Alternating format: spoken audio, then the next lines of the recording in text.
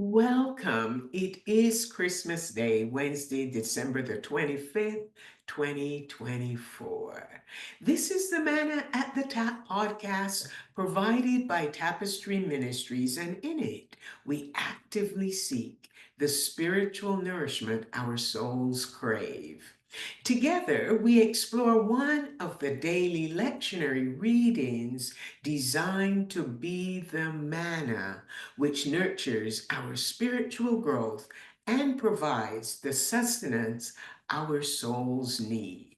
I'm Gloria, a fellow traveler on this spiritual journey, and together we share insights and interpretations from these readings that enrich our spiritual lives. The lectionary reading is the prologue, John chapter 1, verses 1 to 14. These verses give us the true and complete expression of what it means that Jesus Christ is the Son of God. The Gospel of John was the last of the four Gospels to be written, and in a sense, it completes the testimony about Christ as the Son of God by taking us back to the book of beginnings, Genesis chapter 1. The prologue is the birth story of Jesus in the Gospel of John. It begins by securing Jesus' role as creator with God. In the beginning was the Word was with God, and the Word was God. It reveals Jesus' origin, his relationship with God, and his identity as God. This is the threefold claim expressed in verses 1 to 4. Let me just make sure I repeat that. The prologue is the birth story of Jesus in the Gospel of John. It begins by securing Jesus' role as creator with God. In the beginning was the Word was with God, and the Word was God. And this reveals Jesus' origin, his relationship with God, and his identity as God.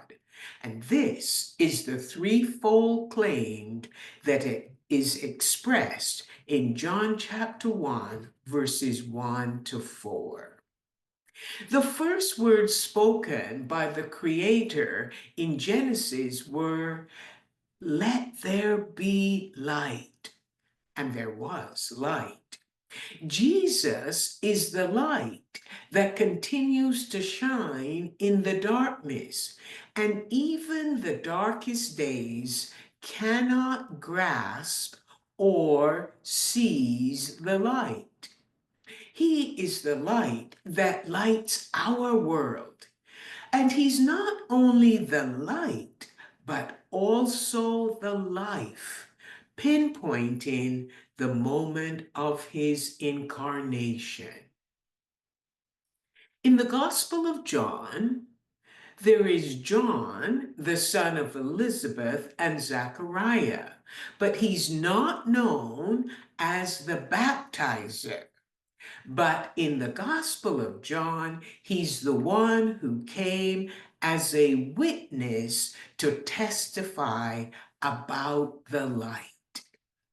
After we have taken the lights off of our Christmas trees and put them away for another year, the true meaning of Christmas is confessing and believing that Jesus has come in human flesh to give light and life to all who believe in him.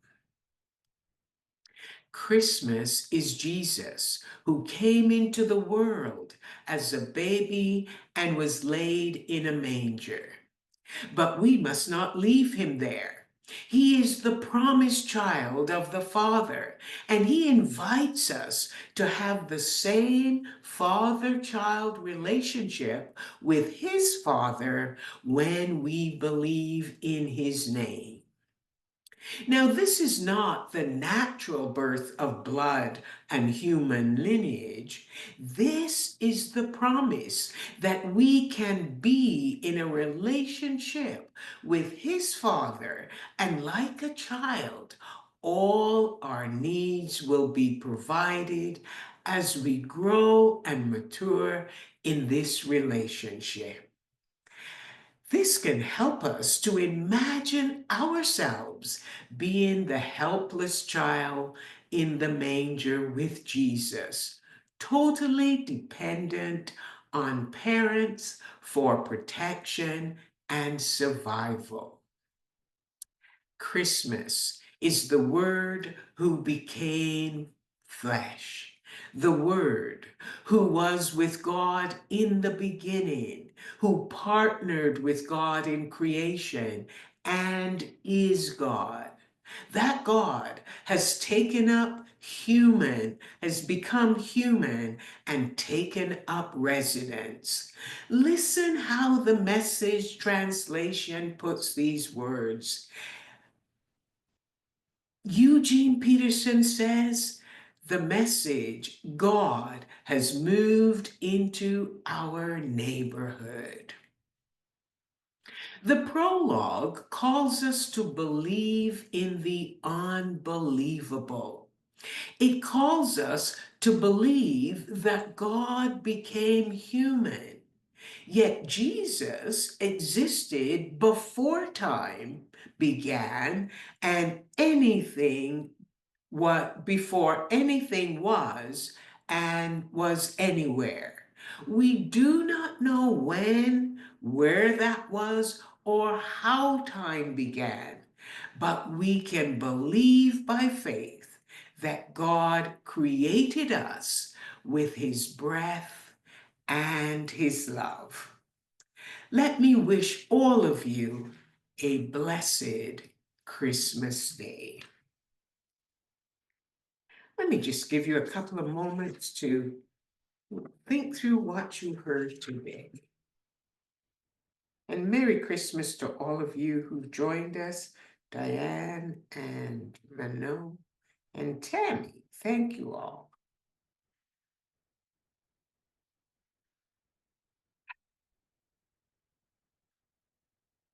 In 1867, Phillips Brooke wrote the Christmas carol, O Little Town of Bethlehem, and he captured the essence of what Christmas means.